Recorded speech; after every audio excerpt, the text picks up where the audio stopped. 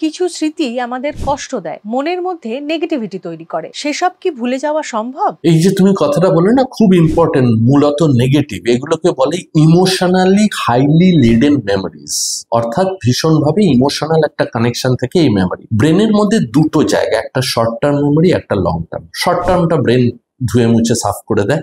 Long টার্মে দুটো জায়গা, একটা হচ্ছে অ্যামিগডালা, একটা হচ্ছে হিপোক্যাম্পাস।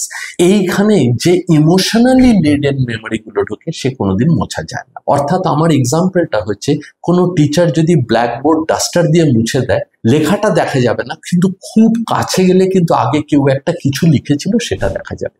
সুতরাং ভুলে যাব একদম সেটা হয় না, সেই স্মৃতিটা থেকেই যাবে আজীবন। কিন্তু স্মৃতিটার সঙ্গে কিভাবে মানুষ কোপ করবে সেই বিহেভিয়ারটা মানুষের চেঞ্জ করানো যায়, কিংবা তাকে লার্ন করানো যায়, সে রিলার্ন করতে পারে, সেটা সম্ভব। একদম ভুলে যাওয়া সম্ভব না। ফলো করুন আনন্দবাজার.com।